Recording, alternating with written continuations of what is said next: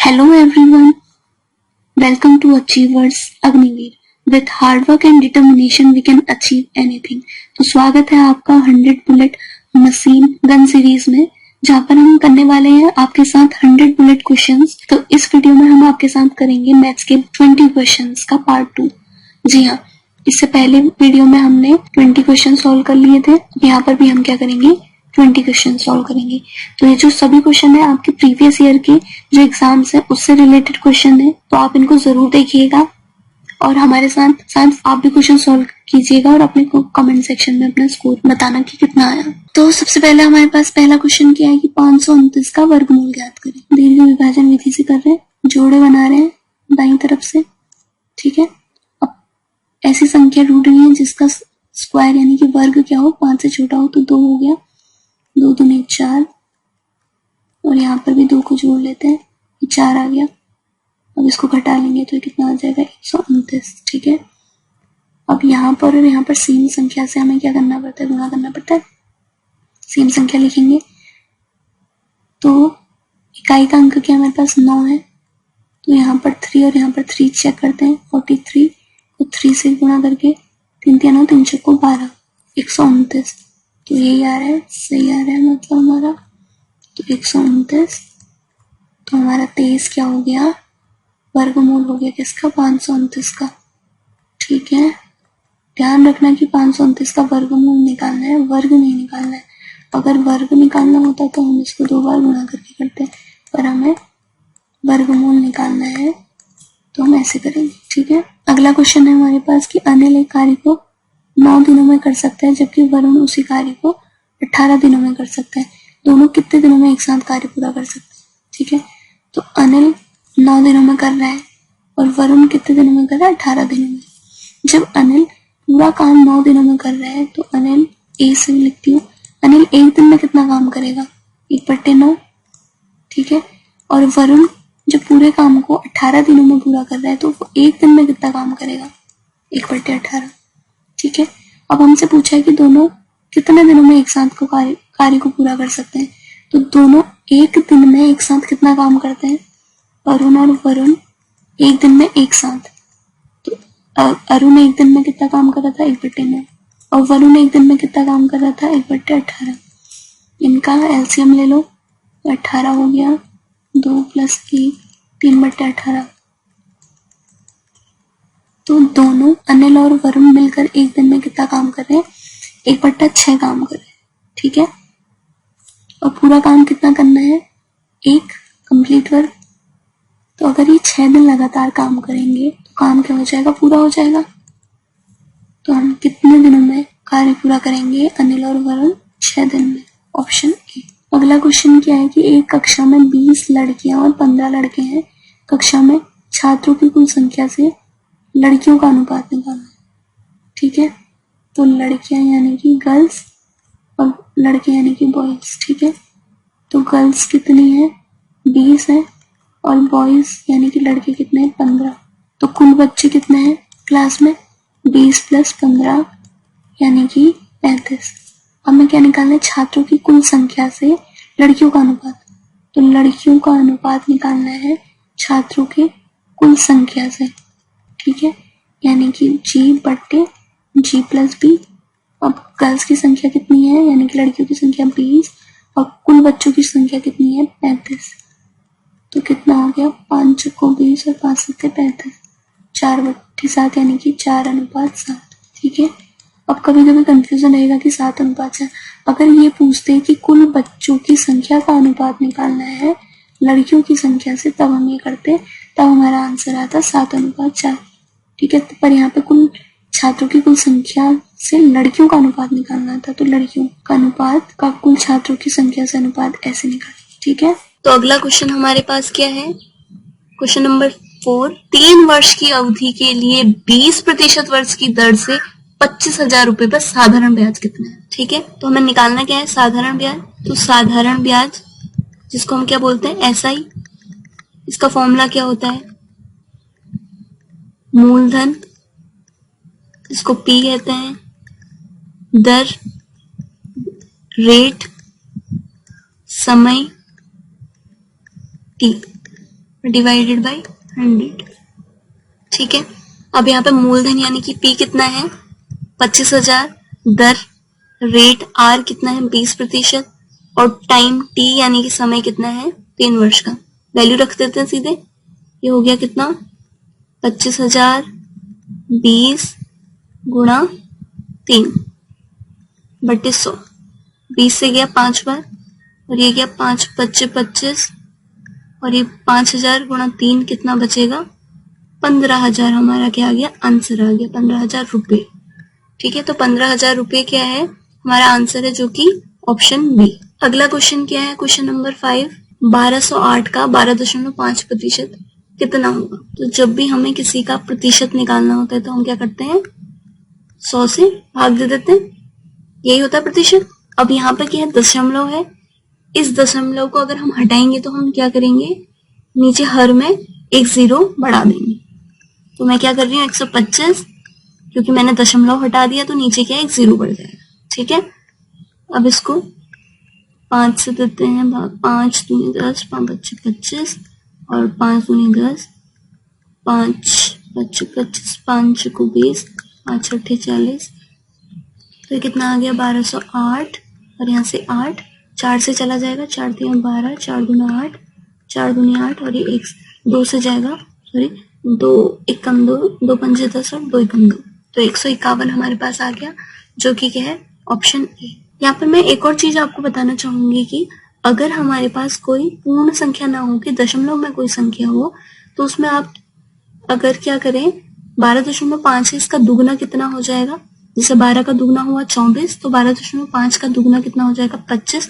अगर मैं 1208 का 25% निकालूं और जो मेरा सॉल्यूशन आएगा उसको मैं 2 से क्या करूं भाग दे दूं, यानी कि उसका आधा कर दूं, तो वो भी क्या होगा 12.5 होगा। उसमें क्या होगा कि मेरी कैलकुलेशन थोड़ी कम हो जाएगी, कैलकुलेशन कम होगी तो मेरा थोड़ा सा टाइम बचेगा, और टाइम वहां पे बहुत ही आपके लिए कीमती है, तो सेकंड बहुत कीमती होते हैं। तो एक बार करके देखते हैं 1208, मैंने क्या कहा कि 12.5% ना निकाल के उसका दुगना यानी कि 25% निकाल लेते हैं, तो 25% हो गया ये 25 चौको 100 गया, ये 4 से कितनी बार गया 4 3 12, 4 दूना 8, 302 बार, और ये तो 25% है, इसका 12.5% निकालेंगे तो कितना हो जाएगा इसका आधा, यानी कि 151। तो देखिए इधर और इधर कैलकुलेशन में क्या है बहुत अंतर है। ठीक है, तो ऐसे भी कर सकते हैं। अगला क्वेश्चन हमारे पास क्या है, क्वेश्चन नंबर 6, तो HCF निकालना है हमें अगले क्वेश्चन में, इसका 144 104 और 160। ठीक है, तो इनके क्या कर लेते हैं अभाज्य गुणनखंड कर लेते हैं। 144 के अभाज्य गुणनखंड करेंगे तो 2 से जाएगा, फिर 2 से जाएगा, फिर 2 से जाएगा, फिर 2 से जाएगा, अब जाएगा 3 से। ठीक है, 104 ये जाएगा 2 से, 2 पंजे 10, 2 दूनी 4, 2 दूनी 4, 2 छक्के 12, 2 और फिर जाएगा 13 से। 160 ये अभाज्य गुणनखंड करेंगे तो 2 से जाएगा, फिर 2 से जाएगा, 2 से जाएगा, फिर से 2 से ही जाएगा, 2 पंजे 10, और ये हो गया 5 छक्के 5। ठीक है, अब हम क्या देखते हैं, अगर हमें HCF निकालना है तो हम इनमें कॉमन वैल्यूज देखेंगे, वो हमारा HCF हो जाएगा। तो यहाँ 2 है, यहाँ 2 है, और यहाँ भी 2 है, 2 लिख लेते हैं, फिर इधर 2 है, इधर भी 2 है, फिर से 2 आ गया, यहाँ भी 2 है, यहाँ भी 2 है, यहाँ भी 2 है, यहाँ भी 2 है, तो ये कितना। अब देखो कोई भी वैल्यू कॉमन नहीं है, यहाँ 13 है बट यहाँ नहीं है, यहाँ 5 है यहाँ नहीं है, इधर 2 है इधर नहीं है, तो कुछ भी कॉमन नहीं है, तो ये क्या आ गया हमारे पास HCF आ गया। ठीक है, HCF क्या हुआ हमारा हाईएस्ट कॉमन फैक्टर, या इसको हम क्या कहते हैं हिंदी में मौसोपो, क्या बोलते हैं मौसोपो, महत्तम समापन। तो 8 आया आंसर, और 8 हमारा क्या है ऑप्शन सी। तो अगला क्वेश्चन, क्वेश्चन नंबर 7 हमारे पास क्या है कि हमें 16 और 30 का लघुत्तम समापवर्ती निकालना है। अच्छा यहाँ पे 12 भी होना चाहिए था, तो हमें यहाँ पे 12 लिख लेते हैं। 12 16 और 30 का LCM यानी कि लघुत्तम समापवर्ती निकालना है, तो 2 से जाएगा, 2 छक्के 12, 2 अट्ठे 16, और 2 15 बार 30, और फिर 2 से जाएगा, फिर 2 से जाएगा, फिर 2 से जाएगा, 2 2, अब जाएगा 3 से, 3 5 15, और आखिर में किससे जाएगा 5 से जाएगा। ठीक है, तो हमारे पास एलसीएम कितना आ गया 12, 16 और 30 का गुणनखंड क्या है 2 गुणा 2 गुणा 2 गुणा 2 गुणा 3 और आखिर में 5। ठीक है, तो इनको अब 2 दूने 4 और ये 2 और 3 कितना 6 और ये 2 और 5 कितना 10, तो कितना आ गया 24 गुणा 10 यानी कि 240। तो एलसीएम कितना आ गया 240, जो कि क्या है ऑप्शन ए। अगला क्वेश्चन हमारे पास क्या है 5 9 दोनों यानी कि 5929 का हमें क्या निकालना है वर्गमूल निकालना है। 5 9 दोनों का हमें वर्गमूल निकालना है। तो कोई दीर्घ विभाजन विधि से हम कर रहे हैं, क्या करते हैं दाहिनी तरफ से जोड़े बनाते हैं। अब ऐसी संख्या ढूंढते हैं जिसका स्क्वायर क्या हो, जिसका वर्ग 59 से छोटा हो। तो 7 7 49 और 8 8 64, तो 8 8 64 करेंगे ज्यादा हो जाएगा, तो छोटी संख्या यानी कि 7 7 7 49 और ये 7 को यहाँ क्या करते हैं जोड़ भी देते हैं, तो ये कितना हो जाएगा यहाँ पर 14 हो जाएगा और इसको 29 तो ऐसे ही आ जाएगा और ये 9 में से 9 गया 0 और 5 में से 4 गया 1, 1229। अब क्या करते हैं जो संख्या यहाँ पे लिखेंगे उसी को यहाँ पे लिखेंगे। तो अब देखो यहाँ पे इकाई का अंक क्या है 9, तो अगर मैं ऐसी मुझे संख्या लिखनी पड़ेगी सेम सेम लिखनी है, तो ऐसी संख्या जिनका स्क्वायर क्या हो उसके स्क्वायर यानी कि वर्ग के अंक में इकाई का अंक क्या आना चाहिए 9। तो एक हमारे पास 3 होता है जिसका इकाई का अंक 9 आ जाता है, एक हमारे पास 7 होता है। ठीक है, तो 3 अगर मैं यहाँ पर भी 3 लिख दूँ यहाँ पर भी, ये तो आंसर मेरा कितना हो जाएगा 73। 73 मेरे ऑप्शन में है नहीं है, तो यहीं से डिस्कार्ड हो जाएगा। ठीक, अगला क्या आता है अगर मैं यहाँ पर 7 लिख रही हूँ तो यहाँ पर भी 7 यानी कि मेरा आंसर कितना आ जाएगा 77 आ जाएगा। 77 है ऑप्शन में, तो चेक कर लेते हैं हम एक बार। 147 को किससे गुणा करके 7 से, 7 7 49, ठीक 7 चुको 28 4 32 और 7 एकम 7 और 3 10, 129 आ रहा है गुणा करके, तो ये कितना आ जाएगा यहाँ भी 7 करेंगे और यहाँ भी 7 करेंगे, तो ये पूरा पूरा डिवाइड हो गया। तो मेरा 5 9 दोनों यानी कि 5929 का मेरा वर्गमूल कितना आ गया 77 आ गया, जो कि क्या है मेरा ऑप्शन सी। अब बहुत सारे बच्चों को ये भी कंफ्यूजन होगा कि अभाज्य गुणनखंड बना के क्यों हो गया। तो बच्चों जब मेरा क्या होता है, क्योंकि ये इकाई का अंक यहाँ पे क्या है 9 है यानी कि एक विषम संख्या, तो 2 से ये नहीं जाने वाला, 4 से नहीं जाने वाला, 6 से नहीं जाने वाला, 8 से नहीं जाना, किसी भी सम संख्या से तो जाएगा नहीं। अब आ गए मेरे पास 3 का क्या होता है विभाजन नियम क्या होता है कि अगर संख्या के अंकों का योग 3 से चला जाएगा तो संख्या भी जाएगी। तो ये कितना हो गया 9 9 18, 18 2 20 और 25, तो 25 क्या 3 से विभाजित होता है नहीं होता। ठीक है, तो 2 नहीं हो रहा, 3 नहीं हो रहा, 4 नहीं हो रहा, फिर ऐसे मेरे को 5 6 7 बहुत, इसमें भी मेरा बहुत टाइम कंज्यूम हो जाता है। तो सीधे सीधे अगर 2 से नहीं जा रहा, 3 से नहीं जा रहा, 4 से नहीं जा रहा, तो सीधे सीधे आप क्या करो दीर्घ विभाजन विधि से आप अपना सॉल्यूशन निकाल सकते हैं। ठीक है, अगला क्वेश्चन क्या है हमारे पास क्यूब रूट यानी कि घनमूल निकालना है हमें किसका इस संख्या का।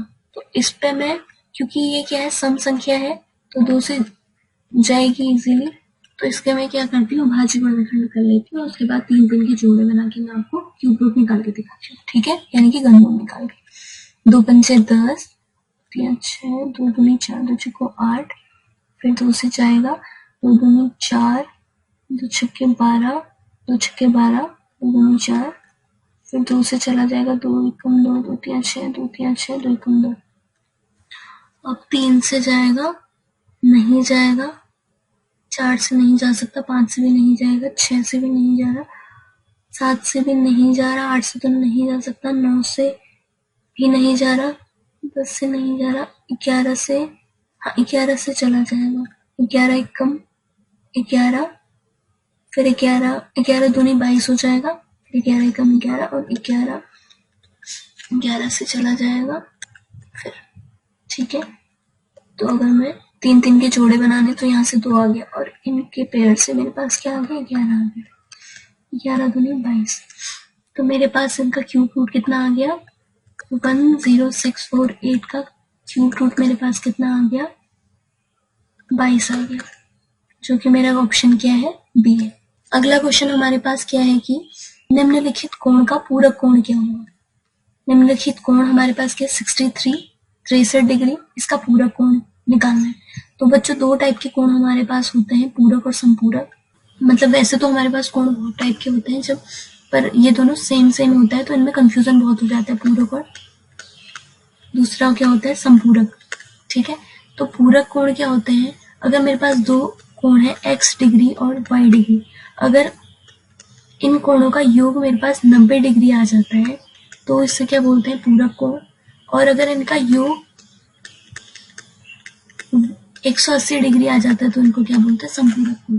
तो ऐसे दो कोण जिनका योग 90 डिग्री आता है तो उसे पूरक कोण कहते हैं, और ऐसे दो कोण जिनका योग 180 डिग्री आता है तो उनको संपूरक कोण कहते हैं। तो यहाँ पर हमें क्या निकालना है? पूरक कोण निकालना है, यानी कि कॉम्प्लीमेंट्री और सप्लीमेंट्री भी बोलते हैं। तो कॉम्प्लीमेंट्री एंगल यानी कि पूरक कोण निकालना है, तो मेरे पास 63 और जो भी एंगल निकालना है उनका सम कितना हो जाएगा, यानी योग कितना हो जाएगा 90 डिग्री। अगर मैं x ही बोल देती हूँ तो x की वैल्यू कितनी आ जाएगी 90 माइनस 63 डिग्री माइनस कर देंगे इसमें से, तो 10 में से 3 गया 7 और ये 8 में से 6 गया 2, तो 27 डिग्री यानी कि ऑप्शन ए मेरा क्या हो जाएगा आंसर हो जाएगा। ठीक है, कोई डाउट नहीं होना चाहिए इसमें, बहुत इजी है पूरक और संपूरक, और आपके क्वेश्चन बनेंगे इसमें से, तो इनमें कोई कंफ्यूजन मत रखना। अगला क्वेश्चन हमारे पास क्या है? 14 सेंटीमीटर त्रिज्या वृत्त की हमें क्या निकालनी है? परिधि निकालनी है। तो एक हमारे पास वृत्त है, ठीक है, जिसका जो रेडियस है यानी कि जो त्रिज्या है वो कितनी दी है 14 सेंटीमीटर। इसकी हमें परिधि निकालनी है, जो परिधि ये होती है 2πr। तो ये हमें निकालनी की कितनी होगी? तो और पाई की वैल्यू हमें दे रखी है कि कितना है 22/7 रखनी है, और आर कितना है 14 सेंटीमीटर। तो 7 दूनी 14, कितना हो गया 22 दूनी 44 दूनी कितना 2 चौको 8 2 चौको 8 88 सेंटीमीटर हमारी क्या आ गई? परिधि आ गई, ऑप्शन सी। तो अगला क्वेश्चन नंबर 12 हमारे पास क्या है? यदि 7 मीटर कपड़े की कीमत 294 रुपए है तो 5 मीटर कपड़े की लागत कितनी होगी? 7 मीटर कपड़े की कीमत हमें कितनी दे रखी है 294 रुपए, और हमें निकालनी कितनी की है 5 मीटर कपड़े की। तो हम क्या करेंगे, पहले 1 मीटर कपड़े की कीमत निकालेंगे और जो कीमत आएगी उसको हम 5 से गुणा करेंगे, तो हमारा 5 मीटर कपड़े की कीमत आ जाएगी। तो जब 7 मीटर कपड़े की कीमत इतनी है तो 1 मीटर कपड़े की कीमत कितनी आ जाएगी? 294 को 7 से भाग दे देंगे, 7 चौको 28 और 7 दूनी 14। तो 1 मीटर कपड़े की कीमत हमारे पास कितनी आ गई? 42 रुपए आ गई। तो 5 मीटर कपड़े की कीमत निकालने के लिए हम क्या करेंगे, इसे गुणा करेंगे किससे? 5 से। तो ये कितना आ गया 210 रुपए। तो 5 मीटर कपड़े की लागत हमारे पास कितनी आ गई 210 रुपए, ऑप्शन ए। ठीक है, अगला क्वेश्चन हमारे पास है कि 7 मीटर त्रिज्या का एक जो बंद बेलनाकार टैंक है जिसकी ऊंचाई 3 मीटर है, वो धातु की शीट से बना है। धातु की कितनी शीट की आवश्यकता है? तो जो हमारा बेलनाकार टैंक है इसकी जो त्रिज्या है वो 7 मीटर है, और उसकी जो हाइट है वो कितनी है 3 मीटर है। ठीक है, और हमें धातु की शीट की आवश्यकता निकालनी है, और इसमें क्या है कि बंद है तो दोनों साइड से, तो इनका भी क्षेत्रफल क्या होगा हमें ऐड करना होगा। तो हमें क्या निकालना है इसमें? कुल पृष्ठीय क्षेत्रफल निकालना है बेलन का, क्योंकि यहाँ भी हमारी धातु की शीट जो है यहाँ भी लगेगी और इस वाले पोर्शन में भी लगेगी। तो कुल पृष्ठीय क्षेत्रफल कितना होता है 2πr r प्लस h। अब ये फॉर्मूला आता कहाँ से है? आता ऐसे है क्योंकि पृष्ठीय क्षेत्रफल प्लस दोनों जो छोर है ना हमारे, ये जो वृत्ताकार छोर है इनका भी क्षेत्रफल ऐड होता है, तो 2 इंटू पाई आर स्क्वायर हो जाएगा। पृष्ठीय क्षेत्रफल यानी कि वक्र पृष्ठीय क्षेत्रफल कितना होता है बेलन का? होता है हमारे पास 2πrh, और ये कितना हो गया 2πr स्क्वायर। तो ये कितना आ गया 2πr कॉमन आ गया, और यहाँ से r प्लस h, तो ये हमारे पास कुल पृष्ठीय क्षेत्रफल आ गया। तो इस क्वेश्चन में हमें यही निकालना है। तो अब हम क्या करते हैं, वैल्यू रख लेते हैं, और पाई की वैल्यू कितनी रखेंगे? कुछ नहीं दिया तो 22/7 ही रखेंगे। आर की वैल्यू कितनी है 7, आर की वैल्यू फिर से 7 और एच की वैल्यू 3। तो 7 से 7 गया, ये कितना हो गया 44, और ये 7 और 3 10, तो कितना आ गया 440 मीटर स्क्वायर। ठीक है, तो धातु की कितनी शीट की आवश्यकता है 440 मीटर स्क्वायर धातु की शीट की आवश्यकता है।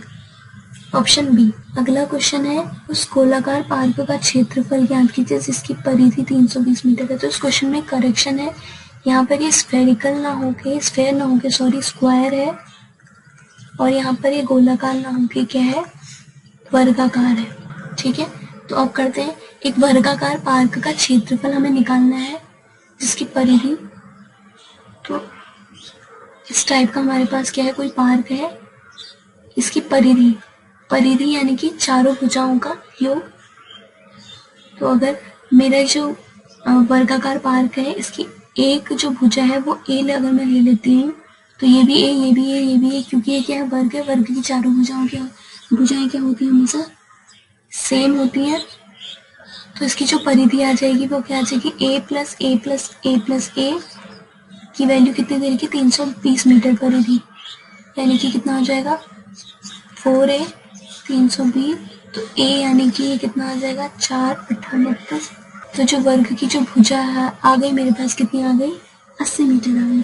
और मुझे क्या निकालना है, क्षेत्रफल निकालना है। तो वर्ग का क्षेत्रफल कितना होता है, भुजा गुणा भुजा। ठीक है, भुजा गुणा भुजा यानी कि a गुणा a की वैल्यू 80 थी, 80 गुणा 80, तो ये कितना आ गया 6400 मीटर स्क्वायर। तो मेरे पार्क का क्षेत्रफल कितना आ गया 6400 मीटर स्क्वायर, यानी कि ऑप्शन सी मेरा सही है। तो अगला क्वेश्चन हमारे पास क्या है, क्वेश्चन नंबर 15, 640 का 87.5% निकालना है। 640 87.5% निकालना है। 640 गुना प्रतिशत निकालते हैं तो हम क्या करते हैं, 100 से भाग देते हैं। अब यहाँ पे देखो दशमलव है, तो दशमलव के बाद एक अंक है, अगर हम दशमलव हटाएंगे तो नीचे क्या करेंगे, एक 0 बढ़ाएंगे। ठीक है, अब इसको सॉल्व कर लेते हैं। ये तो नॉर्मल कैलकुलेशन है, इसको 5 से कर। ठीक है, अब इसको 64 गुना 177/20, आप इसको सॉल्व करेंगे तो आंसर आ जाएगा 560। ठीक है, ऑप्शन नंबर ए। तो इतनी कैलकुलेशन तो कर सकते हो, गुणा करके भागे तो करना हो जाएगा। तो अगला क्वेश्चन है क्वेश्चन नंबर 16, निम्नलिखित चित्र में एंगल बी का मान निकालना है। तो ये निकालना है हमें। तो क्या होता है कि जब रेखाओं के एक युग्म को एक तिर्यक रेखा काटती है, तो तिर्यक रेखा के एक ही ओर जो बने कोण होते हैं ना, वो संगत कोण कहलाते हैं। तो ये और ये एक संगत कोण बना रहे हैं, और ऐसे ये और ये भी संगत कोण बना रहे हैं। ठीक है, तो पर हमें यहाँ पे क्या, यहाँ पे इस वाले एंगल की वैल्यू कितनी है, 30 डिग्री, और हमें निकालनी किसकी है, बी की। तो क्योंकि ये संगत कोणों का एक युग्म है, तो बी की वैल्यू कितनी आ जाएगी, 30 डिग्री, ऑप्शन बी। तो अगला क्वेश्चन, क्वेश्चन नंबर 17 हमारे पास क्या है, 76.54 को भाग देना है 100 से और बताना है कि मान कितना होगा, 76.54/100। ठीक है, अब देखो दशमलव अगर हम हटाएंगे तो नीचे 0 बढ़ाएंगे, और दशमलव के बाद कितने अंक हैं, 2 अंक हैं, तो हम कितने 0 बढ़ाएंगे, नीचे 2 0 बढ़ाएंगे। ठीक है, कभी भी कोई दशमलव वाली संख्या होती है और दशमलव में हटाना होता है, तो हम हर में उतने ही 0 बढ़ाते हैं जितने दशमलव के बाद अंक होते हैं। ठीक है, अब हम भाग दे देते हैं सीधे। अब ये 10,000 है, ये 7,000 है, छोटी संख्या है तो दशमलव 0 दशमलव करना पड़ेगा। अब कितनी बार जाएगा, 7 बारी, फिर से 0 बढ़ेगा, कितनी बारी जाएगा, 6 बारी। 10,000 है, 5,000 है, दशमलव तो ऑलरेडी लगा हुआ है तो 0 बढ़ जाएगा, कितना है 4,000। 10,000 है और ये 4,000 है, दशमलव है तो 0 बढ़ जाएगा। ठीक है, तो हमारा आंसर कितना आ गया, 0.7654। ऑप्शन सी हमारा करेक्ट है। अगला क्वेश्चन हमारे पास क्या है कि हमसे पूछ रहे हैं कि निम्नलिखित में से कौन सा एक चर है। तो 7xy दिया है, इसमें से हमें पूछ रहे हैं कि कौन सा चर है। तो 2 टाइप की राशियां हमारे पास होती है, एक चर और दूसरी अचर। चर का मतलब जिनका जो मान है वो बदलता रहता है, जैसे कि x, y, z, इनकी वैल्यू हम कुछ भी रख सकते हैं। और अचर जो वैसी राशियां होती हैं जिनका मान स्थिर रहता है, बदलता नहीं है, जैसे कि 1, 2, 3, 100। ठीक है, तो 7xy में से 7 का मान बदलता है, नहीं बदलता, सेम रहेगा हमेशा, तो ये क्या हो गया, एक अचर हो गया। और x और y क्या हो गई, चर होगा। ठीक है, तो चर पूछा, x भी चर है और y भी चर है, बोथ ऑप्शन बी एंड सी मतलब दोनों सही है, तो हमारा आंसर क्या हो गया, डी हो गया। अगर आप बी को सही बोल दोगे केवल तो भी हमारा क्वेश्चन गलत हो जाएगा, क्योंकि y भी तो हमारा चर है, और केवल y को सही बोल दोगे तो भी गलत हो जाएगा, तो हमें दोनों ऑप्शन सही करने पड़ेंगे। ठीक है, तो ऑप्शन डी। अगला क्वेश्चन है हमारे पास, दिए गए चित्र में x का मान ज्ञात करो। x का मान ज्ञात करना है। ठीक है, अब ये देखो 120, अगर इस एंगल को मैं, इस कोण को मैं z बोल देती हूँ, z के साथ क्या बना रहा है, एक रेखी को बना रहा, इन दो कोणों का योग मेरा कितना होना चाहिए, 120 और z का योग मेरा होना चाहिए 180। ठीक है, तो z कितना आ जाएगा, 180 माइनस 120 यानी कि 60, तो z की वैल्यू कितनी आ गई, 60। अब पता है कि त्रिभुज के जो तीनों कोण होते हैं उनका योग कितना होता है, 180, तो ये 60 डिग्री है और ये भी 60 आ गया हमारे पास, तो ये क्या है, x है, तो x plus 60 is equal to कितना होगा, 180 डिग्री। त्रिभुज के तीनों कोणों का योग 180 डिग्री होता है ना, तो ये कितना हो गया, x plus 120 is equal to 180, तो x इज इक्वल टू कितना आ गया, 180 माइनस 120, तो x की वैल्यू कितनी आ गई, 60, तो x कितना 60 डिग्री है। ऑप्शन बी हमारा सही है। क्वेश्चन नंबर 20 हमारे पास क्या है, निम्नलिखित में से कौन सा 3x माइनस 4x माइनस 7 खंड का गुणनखंड सही है। ठीक है, तो ax square plus bx plus c type का हमारे पास ये क्या है, एक द्विघात बहुपद, तो द्विघात बहुपद है ना, क्वाड्रेटिक बोलते हैं जिसको, तो हमने इसको क्या करना है, गुणनखंड करना है। तो हम क्या करते हैं, c और a की इनको गुणा करते हैं, मल्टीप्लिकेशन करते हैं, इनका जो भी गुणा करके वैल्यू आती है उनको, अगर यहाँ जोड़ के बीच वाला आना चाहिए, अगर यहाँ पे माइनस होगा तो घटा के आना चाहिए। ठीक है, तो देखो कैसे कर रहे हैं, 3x square minus 4x minus 7 है, तो हमें 7 और 3 को गुणा करेंगे, कितना आ गया, 7 और 3 21 आ गया। अब यहाँ पे क्या है, माइनस है, तो उनको 7 और 3 की गुणा करके कितना है, 21 आया, तो 21 के दो ऐसे गुणनफल हमें ढूंढने पड़ेंगे जिनको घटा के क्या आएगा, 4 आएगा, तो 7 और 3 ही हो गए, 7 माइनस 3 कितना हो गया, 4। ठीक है, तो आगे हम कैसे करेंगे, इस 4 को हम क्या लिखेंगे, 7 माइनस 3 और x ऐसी रहा और 7, क्या गया 3x स्क्वायर हो जाएगा। अब हम क्या करेंगे, गुणा करेंगे माइनस के साथ, माइनस 7 और x minus 7x, minus minus क्या हो गए, प्लस हो गए, तो कितना आ गया 3x और माइनस 7 ऐसी रहा। अब हम इनके क्या करेंगे, जोड़े बनाएंगे, 3x स्क्वायर का इसके साथ और इसका इसके साथ, तो इनको एक साथ लिख देते हैं, 3x square plus 3x sorry, और यहाँ माइनस 7x माइनस 7। ठीक है, तो यहाँ से क्या कॉमन लेंगे,